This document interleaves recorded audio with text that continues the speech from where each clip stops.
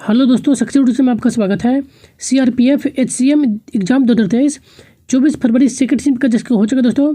इस एग्ज़ाम में जो भी क्वेश्चन पूछेंगे उन सभी क्वेश्चनों का एनालिसिस करेंगे दोस्तों। ये सभी जो क्वेश्चन होंगे 100% रियल एवं ऑथेंटिक क्वेश्चन होंगे, तो सेशन को पूरा जरूर देखिएगा दोस्तों। एक बताओ दोस्तों, इसी तरह का कंटेंट पाने के लिए हमारे चैनल को सब्सक्राइब जरूर कर लीजिएगा और बेल आइकन को भी प्रेस कर लीजिएगा, ताकि हमारा जब भी वीडियो किसी भी कंटेंट पर अपलोड होगी तो सबसे पहले आपको पता चलेगा। तो बेल आइकन को जरूर प्रेस कर लीजिएगा और इसी तरह का कंटेंट पाने के लिए हमारे चैनल को भी सब्सक्राइब जरूर कर लीजिएगा। और हमारे द्वारा जो भी सेशन ले जाता है उसका पीडीएफ भी आपको प्रोवाइड करा दिया जाता है। तो आप इसका पीडीएफ कहाँ से प्राप्त करेंगे, सेशन के लास्ट में आपको बता दिया जाएगा। तो चलिए शुरू करते हैं आज का पहला क्वेश्चन। क्वेश्चन जो पूछा गया था कि सत्यशोधक समाज की स्थापना कब हुई थी। तो सत्यशोधक समाज की जो स्थापना किया गया था 1873 ईस्वी में ज्योतिबा फुले के द्वारा महाराष्ट्र के पुणे में किया गया था। तो आपका जो करेक्ट आंसर होता 1873 आपका करेक्ट आंसर होता। वहीं देखा जाए ब्रह्म समाज, तो ब्रह्म समाज की जो स्थापना है राजा राम मोहन राय के द्वारा किया गया था 1829 ईस्वी में किया गया था। और राजा राम मोहन राय के द्वारा ही इनके सहयोग से 1829 ईस्वी में ही लॉर्ड विलियम बेंटिक के द्वारा सती प्रथा का भी अंत किया गया था। तो इसे भी जरूर ध्यान में रखिएगा। और आत्मीय सभा की जो स्थापना है 1815 ईस्वी में राजा राम मोहन राय के द्वारा ही किया गया था। और आर्य समाज की जो स्थापना किया गया था वह दयानंद सरस्वती के द्वारा 1875 ईस्वी में किया गया था। इसकी जो स्थापना है मुंबई में किया गया था। और 1875 ईस्वी में ही BSE की स्थापना किया गया था। बॉम्बे स्टॉक एक्सचेंज की जो स्थापना है यह 1875 ईस्वी में किया गया था। तो इसे भी ध्यान में रखिएगा।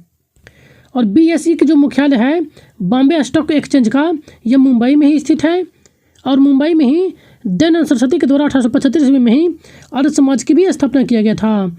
तो इससे जोड़कर इसे जो है यह भी ध्यान में रखिएगा। देव समाज के जो संस्थापक हैं वह शिव नारायण अग्निहोत्री थे।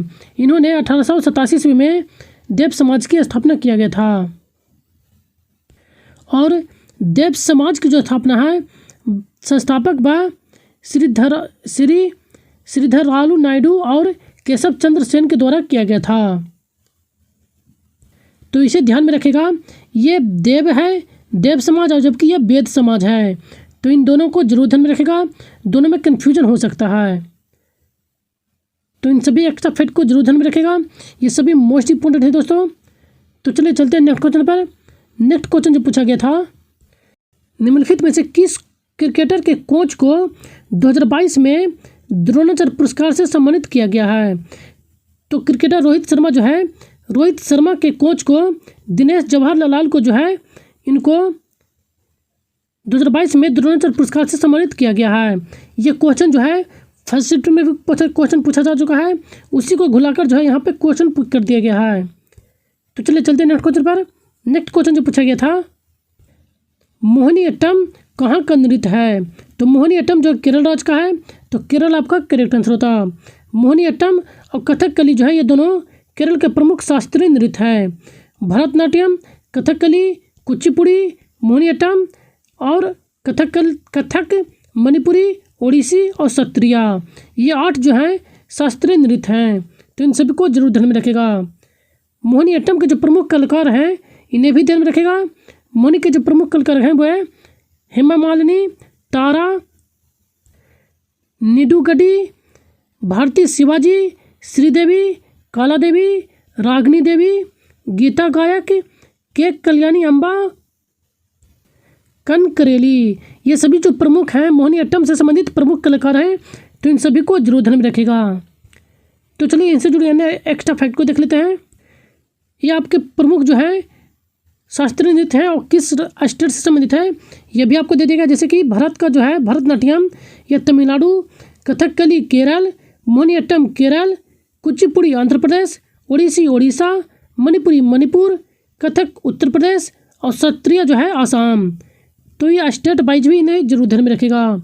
जैसे कि भारत के जो भरतनाट्यम के प्रमुख कलाकार को देखें तो पद्म सुब्रमण्यम, यामिनी कृष्णमूर्ति, अरुणडेल रुक्मणी देवी, मल्लाविका और साररुइक और SK सरोज, लीला जैक्सन, ये सभी प्रमुख जो हैं भरतनाट्यम के प्रमुख कलाकार हैं, तो इन सभी को जरूर ध्यान में रखेगा।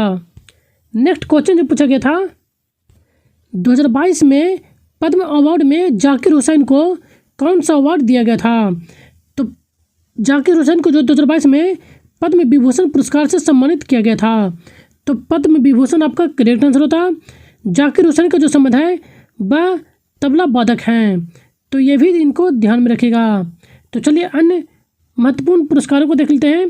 पद्म भूषण से संबंधित, पद्म पुरस्कार से संबंधित मैंने शॉर्ट्स वीडियो बनाकर आपको पहले ही प्रोवाइड कर दिया था। जो भी इसे देखे होंगे इस क्वेश्चन को जरूर करेक्ट करके आए होंगे।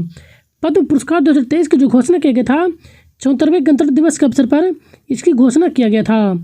पद्म पुरस्कार में जो है पद्म विभूषण जो है 6 व्यक्तियों को एवं पद्म भूषण जो है 9 व्यक्तियों को और पद्मश्री जो है 91 व्यक्तियों को दिए जाने की घोषणा की गई थी। कुल देखा जाए तो 106 व्यक्तियों को पद्म पुरस्कार दिए जाने की घोषणा किया गया था। और ये 6 व्यक्ति जो हैं पद्म विभूषण प्राप्त करता, इन्हें देख लेते हैं। बालकृष्ण जोशी जो कि गुजरात से संबंधित है, और जाकिर हुसैन महाराष्ट्र, MS कृष्णा जो कि कर्नाटक से संबंधित है, और दिलीप महालनोबिस पश्चिम बंगाल, श्रीनिवास वर्धन यूपी एवं मुलायम सिंह यादव यूपी।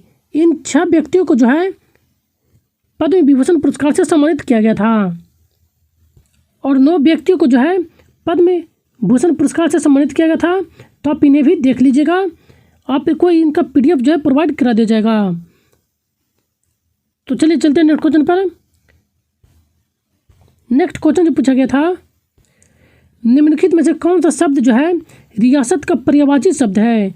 तो रियासत का पर्यायवाची शब्द पूछा गया था, तो इसका जो पर्यायवाची शब्द होगा वह हुकूमत या क्षेत्रीय शासन करना। यह आपका इनमें से इस रूप में जो भी आपके ऑप्शन में दिए गए होंगे वो आपका करेक्ट आंसर होता।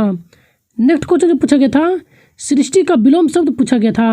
तो सृष्टि का जो विलोम शब्द होता है प्रलय होता है, तो प्रलय आपका करेक्ट आंसर होता। नेक्स्ट क्वेश्चन जो पूछा गया था संविधान में मौलिक कर्तव्य को संविधान के कौन से संशोधन के द्वारा जोड़ा गया था? तो 42वें संविधान संशोधन 1976 के द्वारा जो है मौलिक कर्तव्यों को संविधान में जोड़ा गया था। तो आपका जो करेक्ट आंसर होता 42वें संविधान संशोधन 1976 आपका करेक्ट आंसर होता। मौलिक कर्तव्य जो है मूल संविधान का अंग नहीं था, इसको बाद में जोड़ा गया था, तो यह भी ध्यान में रखेगा। और 42वें संविधान संशोधन 1976 के द्वारा ही समाजवादी, पंथ निरपेक्ष और अखंडता ये तीनों शब्द भी जोड़े गए थे। संविधान की प्रस्तावना में है ये तीनों शब्द को जोड़ा गया था। अब 42वें संविधान संशोधन जो है इसमें कुल 10 मौलिक कर्तव्य जोड़े गए थे और इसे स्वर्ण समिति के सिफारिश पर जोड़ा गया था। वर्तमान में जो है 11 मौलिक कर्तव्य हैं, जिसे भाग 4 के 1 में और 51 के 1 में अनुच्छेद 51 के 1 में रखा गया है। 11वें मौलिक अधिकार कर्तव्य जो है मौलिक कर्तव्य 46वें संविधान संशोधन के द्वारा 2002 में जोड़ा गया था। तो इन सभी एक्स्ट्रा फैक्ट को जरूर ध्यान में रखेगा। नेक्स्ट क्वेश्चन जो पूछा गया था रजिया सुल्तान की मृत्यु कब हुई थी? तो रजिया सुल्तान की जो मृत्यु हुआ था 13 अक्टूबर 1240 ईस्वी को कैथल में हुआ था। तो आपका जो करेक्ट आंसर होता 1240 आपका करेक्ट आंसर होता। रजिया सुल्तान जो शासन किए थे इसकी अवधि 1236 से 1240 ईस्वी तक रजिया सुल्तान के द्वारा शासन किया गया था। रजिया सुल्तान भारत की प्रथम महिला शासिका थी। रजिया सुल्तान जो थी इल्तुतमिश की बेटी थी और यह जो है गुलाम वंश के शासक थे। गुलाम वंश के जो संस्थापक थे वह कुतुबुद्दीन ऐबक थे। कुतुबुद्दीन ऐबक को जो है लाख बख्श के नाम से भी जाना जाता है। तुर्कान ए चहलगानी जो है यह इल्तुतमिश के द्वारा शुरू किया गया था। तो इन सभी एक्स्ट्रा फैक्ट को जरूर ध्यान में रखेगा, यह भी मोस्ट इम्पोर्टेंट है। नेक्स्ट क्वेश्चन जो पूछा गया था 2022 में पंकज अडवाणी ने विश्व बिलियर्ड्स चैंपियनशिप ट्रॉफी जीता। उनका यह ट्रॉफी कैमा ट्रॉफी था, यह पूछा गया था। तो उनका जो है 25वां ट्रॉफी था। तो 25वां आपका करेक्ट आंसर होता। नेक्स्ट क्वेश्चन जो पूछा गया था चापलूसी का पर्यायवाची शब्द पूछा गया था। तो चापलूसी का जो पर्यायवाची शब्द होता है खुशामद होता है या चाटुकार होता है।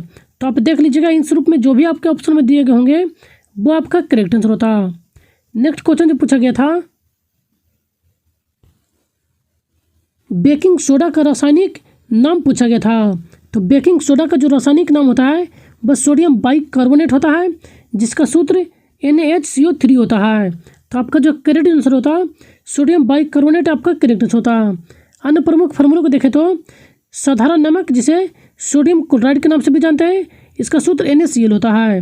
धोवन सोडा जो कि सोडियम कार्बोनेट के नाम से जानता है, इसका जो है Na2CO3 होता है इंटू 10H2O भी होता है, यह भी ध्यान में रखेगा। पीने का सोडा का जो रासायनिक नाम होता है वह कार्बोनिक एसिड होता है, जिसका सूत्र जो होता है H2CO3 होता है। और बेकिंग सोडा यानी कि सोडियम हाइड्रोजन कार्बोनेट यानी कि सोडियम बाइकार्बोनेट कहते हैं, जिसका सूत्र जो होता है NaHCO3 होता है, जो कि आपके एग्जाम में पूछा गया था। अन्य महत्वपूर्ण सूत्रों को देख लेते हैं, रासायनिक सूत्र को, जो कि अक्सर एग्जाम में पूछे जाते हैं। ये महत्वपूर्ण आपको रासायनिक सूत्र दे दिए, आप इसे पूरा जरूर एक बार रीड कर लीजिएगा। जैसे कि साधारण नमक NaCl, बेकिंग सोडा NaHCO3, धोवन soda Na2CO3 into 10H2O, caustic soda NaOH। ये प्रमुख आपको सूत्र दे दिए गए हैं, इन सभी को एक बार जरूर देख लीजिएगा। लाल दाब जो कि KMnO4 होता है, कास्टिक पोषाट KOH। तो बाकी इन सभी को जरूर रीड कर लीजिएगा, सभी मोस्ट इम्पोर्टेंट हैं। तो आज हमें बच्चे के द्वारा बस इतने क्वेश्चन मिले दोस्तों। यदि कंटेंट पसंद आया हो तो हमारे चैनल को एक लाइक जरूर कर दीजिएगा और अपने दोस्तों के साथ भी अधिक से अधिक शेयर कीजिए, ताकि इसका सभी बेनिफिट उठा सकें। और इसी तरह का कंटेंट पाने के लिए हमारे चैनल को सब्सक्राइब जरूर कर लीजिएगा। और कोई भी सुझाव यदि करी हो तो हमें कमेंट बॉक्स में अपना सुझाव जरूर दीजिएगा दोस्तों। और इसका PDF हमारे टेलीग्राम चैनल पर प्रोवाइड करा दिया जाता है, जिसका लिंक डिस्क्रिप्शन बॉक्स में दे दिया गया है। आप वहाँ से हमारे टेलीग्राम चैनल को ज्वाइन कर सकते हैं। तो सेशन में बने रहने के लिए धन्यवाद। Thank you.